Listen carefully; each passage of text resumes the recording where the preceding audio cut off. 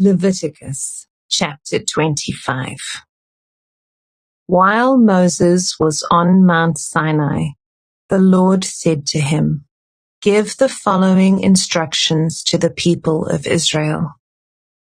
When you have entered the land I am giving you, the land itself must observe a Sabbath rest before the Lord every 7th year.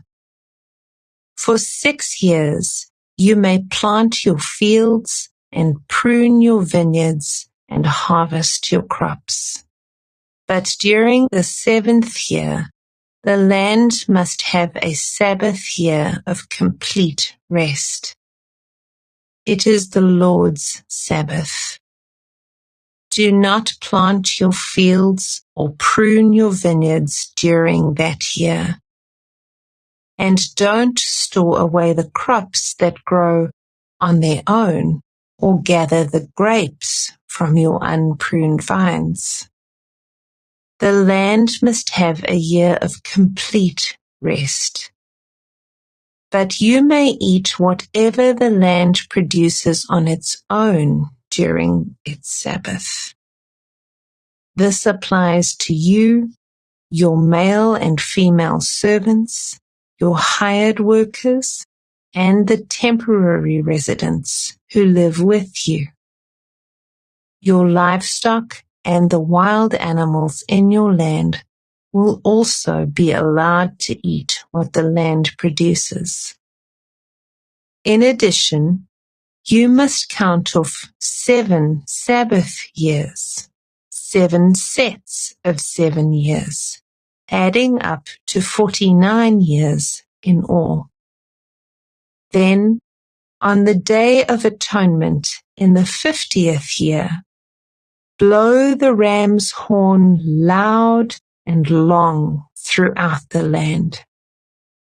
Set this year apart as holy, a time to proclaim freedom throughout the land for all who live there. It will be a jubilee year for you, when each of you may return to the land that belonged to your ancestors and return to your own clan. This 50th year will be a jubilee for you. During that year, you must not plant your fields or store away any of the crops that grow on their own, and don't gather the grapes from your unpruned vines. It will be a jubilee year for you, and you must keep it holy. But you may eat whatever the land produces on its own. In the year of Jubilee, each of you may return to the land that belonged to your ancestors. When you make an agreement with your neighbor to buy or sell property, you must not take advantage of each other. When you buy land from your neighbor, the price you pay must be based on the number of years since the last Jubilee.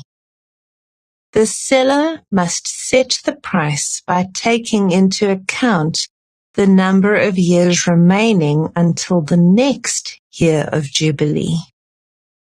The more years until the next Jubilee, the higher the price.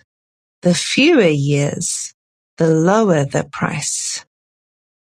After all, the person selling the land is actually selling you a certain number of harvests. Show your fear of God by not taking advantage of each other. I am the Lord your God. If you want to live securely in the land, follow my decrees and obey my regulations. Then the land will yield large crops, and you will eat your fill and live securely in it. But you might ask, What will we eat during the 7th year, since we are not allowed to plant or harvest crops that year? Be assured that I will send my blessing for you in the 6th year, so the land will produce a crop large enough for 3 years. When you plant your fields in the 8th year, you will still be eating from the large crop of the 6th year. In fact, you will still be eating from that large crop when the new crop is harvested in the 9th year. The land must never be sold on a permanent basis, for the land belongs to me. You are only foreigners and tenant farmers working for me. With every purchase of land, you must grant the seller the right to buy it back. If one of your fellow Israelites falls into poverty and is forced to sell some family land, then a close relative should buy it back for him. If there is no close relative to buy the land, but the person who sold it gets enough money to buy it back, he then has the right to redeem it from the one who bought it. The price of the land will be discounted according to the number of years until the next year of Jubilee. In this way, the original owner can then return to the land. But if the original owner cannot afford to buy back the land, it will remain with the new owner until the next year of Jubilee.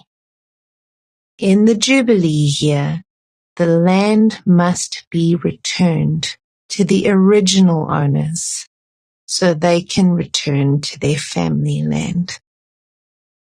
Anyone who sells a house inside a walled town has the right to buy it back for a full year after its sale. During that year, the seller retains the right to buy it back. But if it is not bought back within a year, the sale of the house within the walled town cannot be reversed. It will become the permanent property of the buyer. It will not be returned to the original owner in the year of Jubilee. But a house in a village, a settlement without fortified walls, will be treated like property in the countryside. Such a house may be bought back at any time, and it must be returned to the original owner in the year of Jubilee. The Levites always have the right to buy back a house they have sold within the towns allotted to them. And any property that is sold by the Levites, all houses within the Levitical towns, must be returned in the year of Jubilee. After all, the houses in the towns reserved for the Levites are the only property they own in all Israel. The open pasture land around the Levitical towns may never be sold. It is their permanent possession.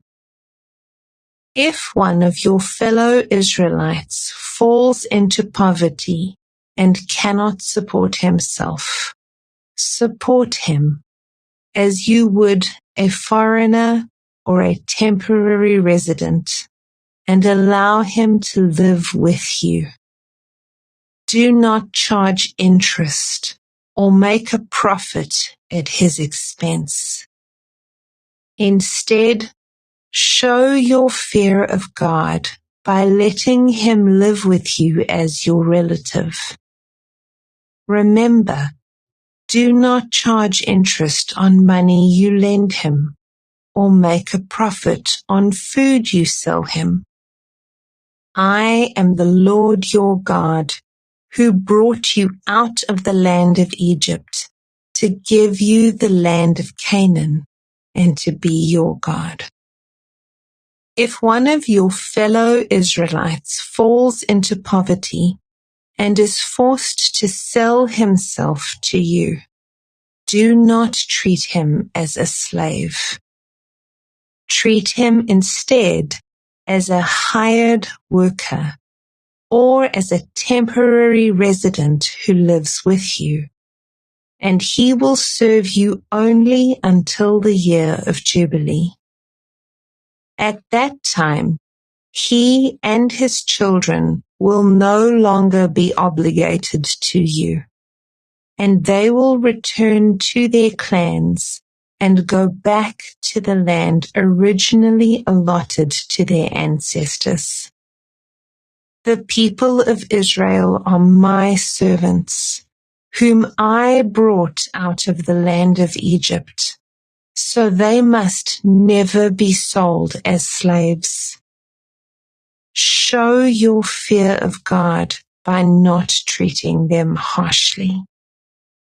However, you may purchase male and female slaves from among the nations around you.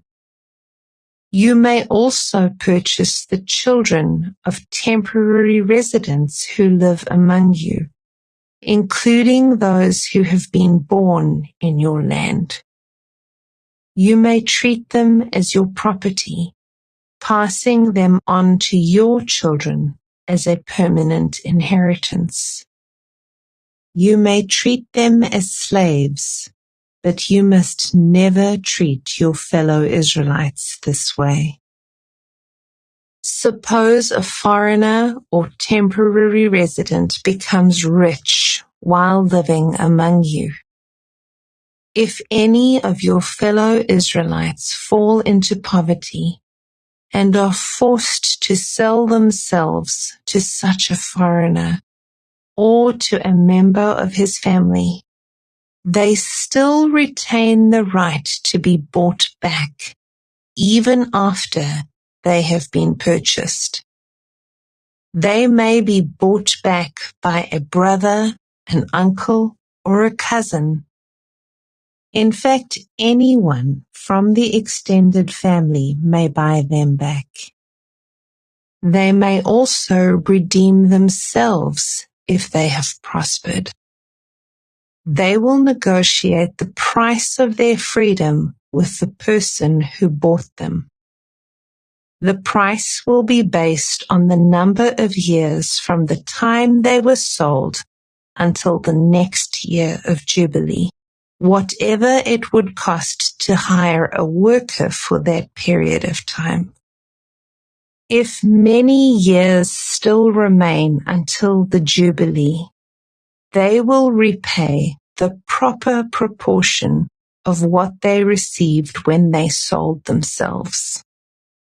If only a few years remain until the year of Jubilee, they will repay a small amount for their redemption.